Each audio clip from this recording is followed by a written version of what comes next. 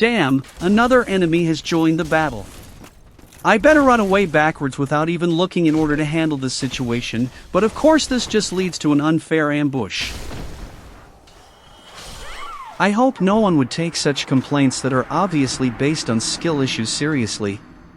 I was on my first ever approach to this area and decided to attack what looked to be a knight. Little did I realize that I was playing Dark Souls 2. What would you do in this situation?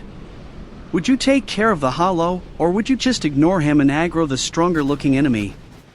The hollow would die in one hit, but let us see what Mauler does.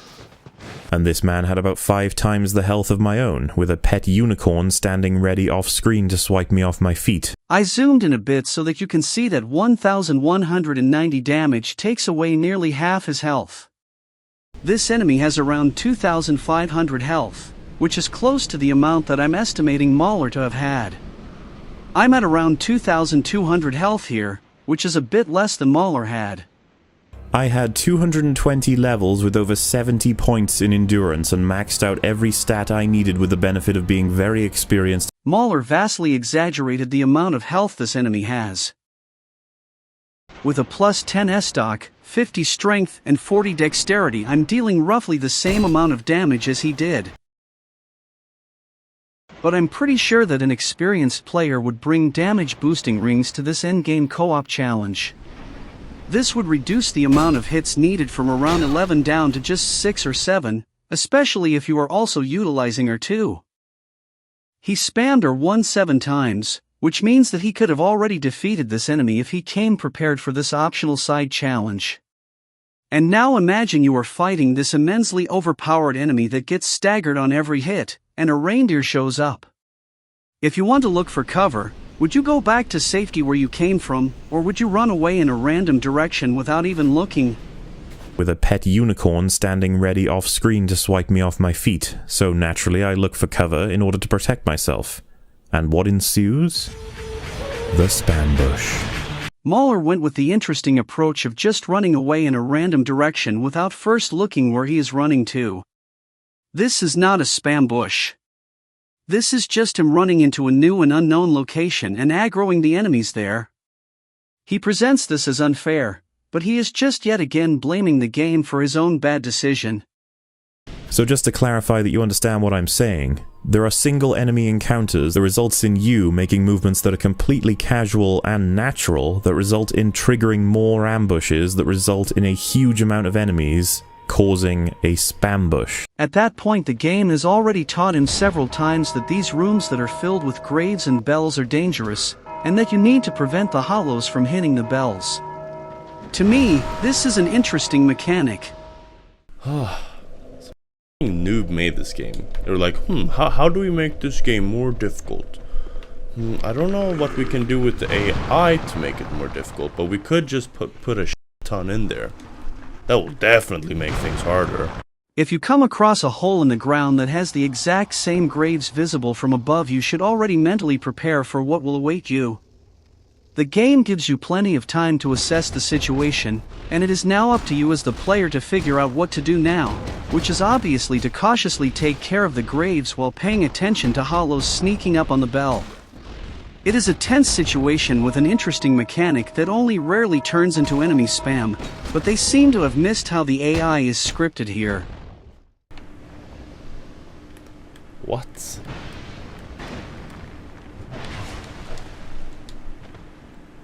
Oh my god, are you kidding me? Oh, this game, man. This whole unwittingly exploring or running away from current enemies leading to these spam bushes happens so often that you can't not spot the pattern. Damn, for enemies, that looks scary. But if you actually try to fight this encounter, it isn't scary, as it isn't just mindless enemy spam, but once again a group of enemies with a very interesting mechanic. They stay far away from you, together as a group. You can walk up to them to invite one of them to fight you. This is not unfair enemy spam. This is just a gimmick fight where you have to dodge arrows while dealing with relatively easy enemies one-on-one.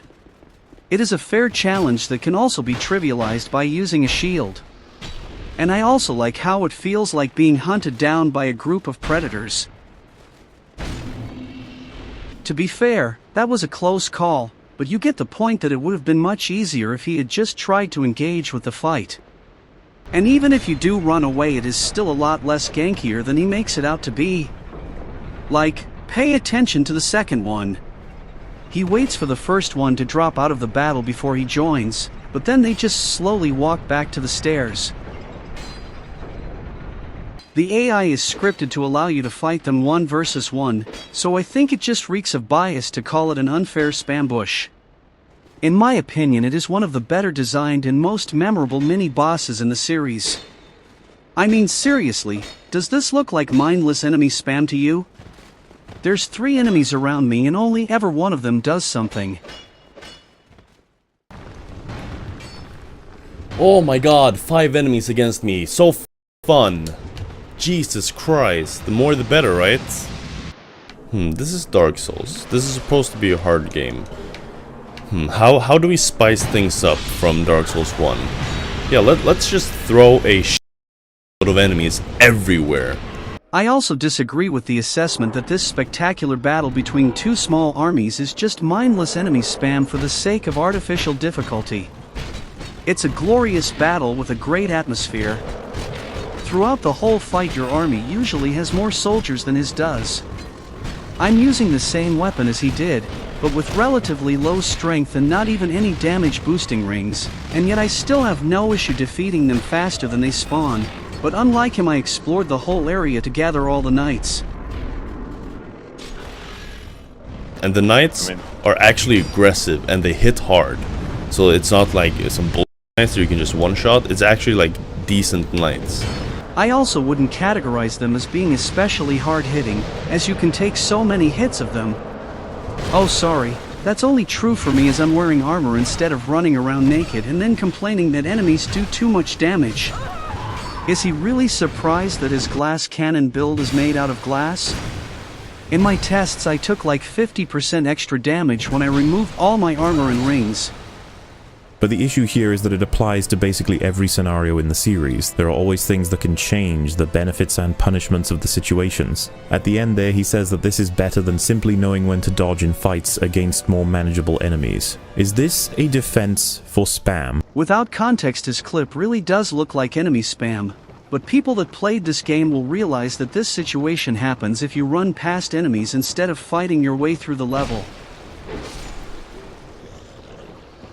Since the beginning of this area, the game has taught you to pay attention to enemies hanging from ledges. So, when you come here to open up the shortcut, you will notice the enemies that followed him up to the ship. These enemies do not matter for the run back, but if you want to explore the ship you should fight your way through the area instead of just rushing past enemies, and then acting surprised that they followed you. This is once again a situation that could have been prevented by just playing normal and paying attention, which will give players very specific experiences.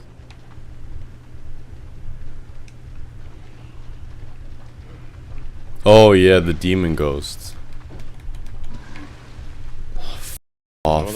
Oh my god. No, the horse. No, why are there 5 million enemies? Oh. Yeah, that is indeed a very specific experience. For me, this unfair spam on a tight platform does not happen, because I fight enemies instead of just walking past them and then acting surprised that they followed me. There is a really simple solution to so many of their problems. If you want to slowly explore an area, just don't walk past enemies. Deal with them in smaller groups instead of luring them all together to a small platform. Especially as these are weak hollows that only become a problem if you decide to fight a whole group of them. Anyway, all of this is what Matthew Matosis was talking about. These games aren't built for this. This is the kind of combat that has you herding your enemies. This might not be as intuitive, but if you want to immerse yourself in a game, you should make use of basic gameplay mechanics. The first time you encounter spiders is in a dark cave, where you are encouraged to use the torch in order to see something, which will soon teach you that spiders are afraid of the torch, at least in the improved Scholar Edition. This whole area in general has lots of dark caves with spiders. And the same is true for this room as well. It is relatively dark and there's a sconce that encourages you to light it on fire. You can choose between giving up your left hand in exchange of not having to deal with a bunch of weak spiders.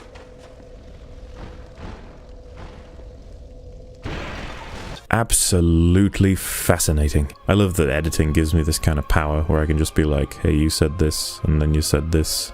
These spiders are not unfair enemy spam. Instead, they represent the choice of two-handing your weapon to fight against a bunch of spiders in the dark, or of using the torch for a fun cave exploring atmosphere.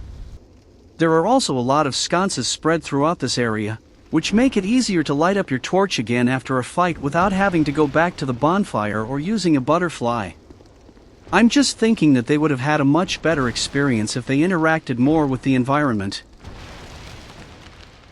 This is an experience that does indeed happen in Dark Souls 1, but they are very few and very far between. I imagine this was the choice because being approached by hordes of spam isn't something people generally enjoy in Dark Souls. Plenty do, but for the most part it means that you will need to find a bottleneck and begin hacking away at them over and over again. All the clips you've been seeing are from Fortier's first playthrough, and seeing his approach combined with his reactions to areas that are horrendously built is always so bloody cathartic. Always? I think so. And I'm getting invaded? What, you didn't think I had enough trouble with all of this? Come on, game!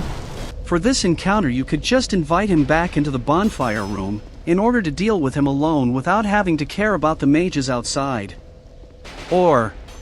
Archers in the previous games cover a huge amount of encounters, but the very first one you're likely to encounter in a set-piece-like scenario offers the chance of taking it out first or last, depending on your preference, and this is in many points of the game, as well as moments in which you are far more benefited to recognize that they should be taken out first to make the encounter easier, which is actually variety, to reward the player for recognizing a beneficial path over another feasible, yet less profitable path. That, in a nutshell, is From Software gameplay, going all the way back to choosing when the best time to heal is. You have to recognize your environment and work with it. I mean, some players may or may not have learned it, every player is different, but perhaps you would this time around. This isn't just a tedious killing of the archers for no other reason than being forceful, they want you to appreciate your surroundings. At the end, he then says you have to deal with them while they are shooting at you in the fight, or before the fight, which... yes, that's how it works in every From Software game. I really don't see the purpose of this argument since it would be so hard to prove definitively, and even if it were true, it's barely anything substantial because there is an argument for the value of constructed scenarios for combat. Besides, nothing in terms of variety ever happens with swarms aside from killing them all in environmental traps, which is very, very rare. Other than that, you run, you slash, you repeat. I'm pretty sure that he considers it to be rare, because he rarely paid attention to the environment. There's so many situations that he presents as mindless spam that would have had smarter solutions. Like this one. This is Dark Souls, where every additional enemy puts your chances of living further and further down on the probability scale. And I think it's time we talk about spam. Actually, it's time to talk about utilizing the environment.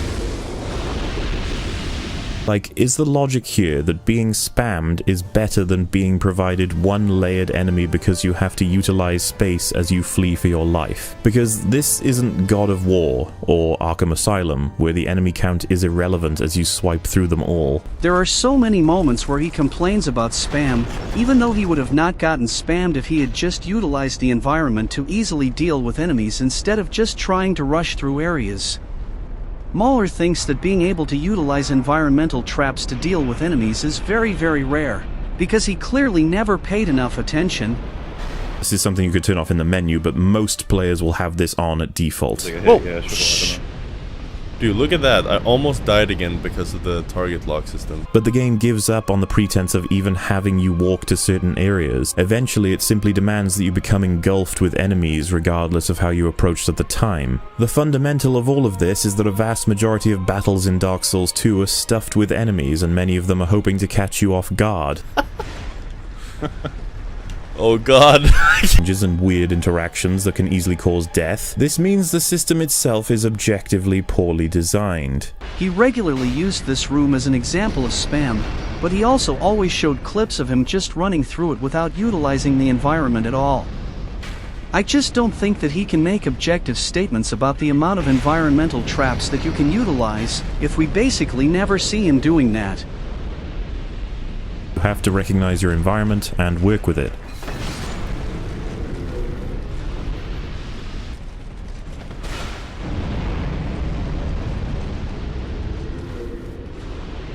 Let's open with the idea that there is indeed spam in this game. You've probably been convinced by the footage in the background, but to contextualize it, Getting attacked for opening a chest without dealing with enemies first is not spam.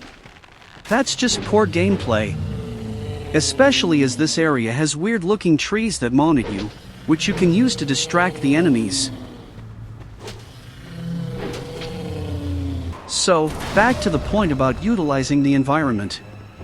Dark Souls 2 was filled with moments where players that pay attention to their surroundings get rewarded with opportunities to easier deal with enemies. There are so many explosive barrels that you can utilize.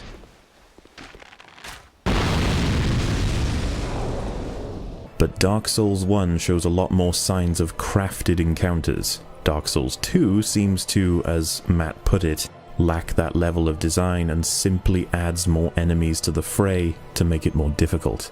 It would seem that Harris explains that aspect away by saying the game is slightly different or has different types of challenge. This different kind of challenge includes all the possibilities to utilize the environment to deal with enemies, instead of just running past them like Mauler tends to do.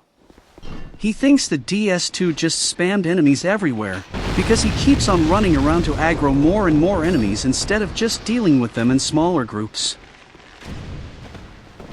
What follows are a few minutes of creative ways to deal with enemies. Lost Bastille, just like the Forest of Fallen Giants, is filled with explosive barrels.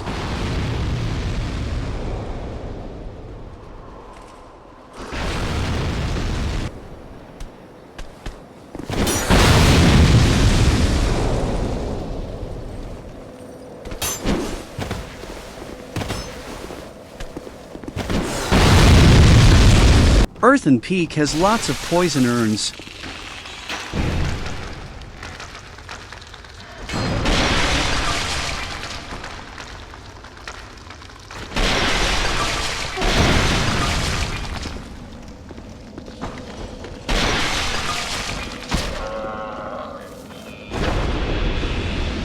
Even Covetous Demon has a gimmick where you can shoot down the prisoners for him to eat.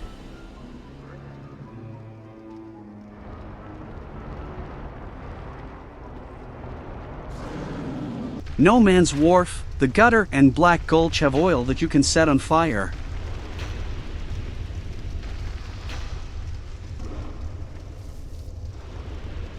These elevators might throw enemies down the cliff.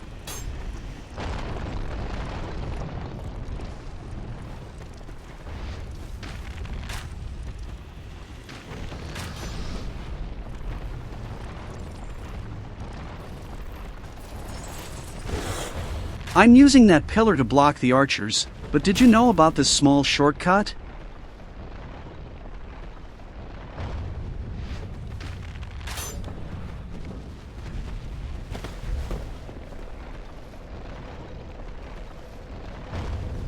This sort of thing is avoided by pressing A quickly and won't even happen for those with perfect internet, so it's fine, but... We always see him fighting against all six here, which again makes me think that he massively exaggerates the amount of enemy spam by not paying any attention. And again, there are explosive barrels here that can make it easier to deal with this group of enemies.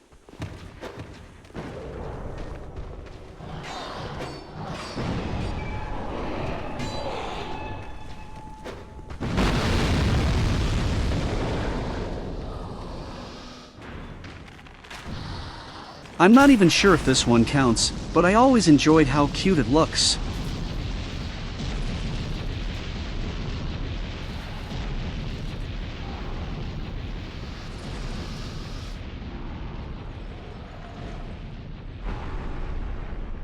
And let us not forget about Brume Tower, which provides the player with so many opportunities.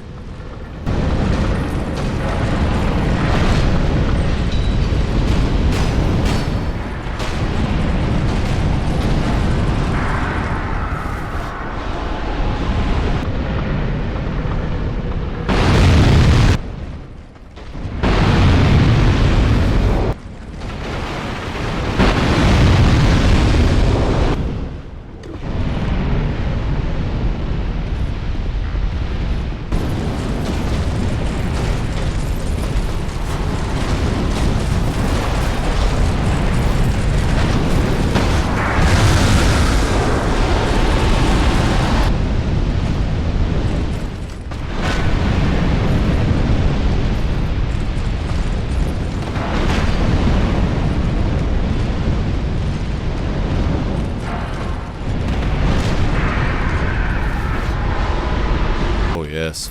Marvelous. Look at that. When I don't think it can f me over anymore, it just finds another way, doesn't it? I wanted to kill the arrow guy, but nope. Let's lock onto the guy behind me. This room looks so ganky without context, but in reality it is once again an obvious gimmick room where you are supposed to utilize the barrel holders that the game introduced in the previous rooms. You learn that they run away from you, and that they explode on contact with fire. Then the game shows you that they can easily take out strong enemies by placing them right next to fire and one of those annoying archers. And now there's a room with lots of barrel holders and a giant enemy that spews fire.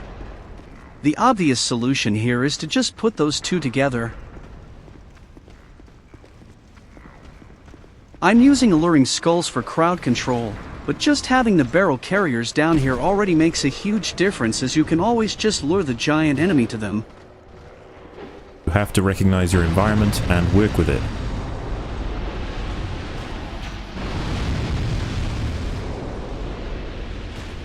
You don't even need to go down there in order to deal with this room.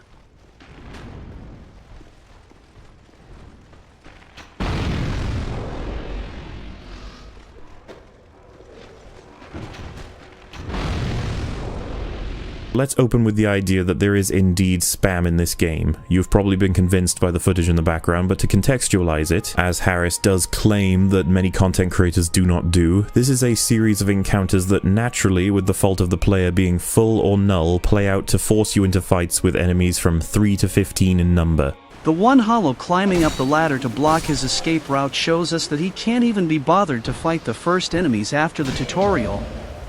He was never forced to fight so many enemies at once. This, combined with several other fundamentals that we shall be getting to, enhance the levels of absolute incompetency when it comes to trying to craft a challenge. Please stop spamming me. So, all in all, if you are someone that willingly decides to blindly rush through areas and then blames the game for spamming them, Dark Souls 2 will not be the correct game for you. In fact, none of the FromSoft games will be fun to play if you just ignore every lesson these games teach you and never even try to engage with the areas. Mahler and his friends experienced a lot of spam, but nearly all of that was simply caused by them running around to aggro a whole lot of enemies, instead of fighting them before the situation escalates. Like a wise man once said, you have to recognize your environment and work with it. There were so many moments where they did not even try to work with it, and then accused the game of just being unfair. Engage with the game, immerse yourself, be creative, utilize the environment, use consumables, don't just blindly run through new areas and instead try to understand them, and then you will have a fun time in this game.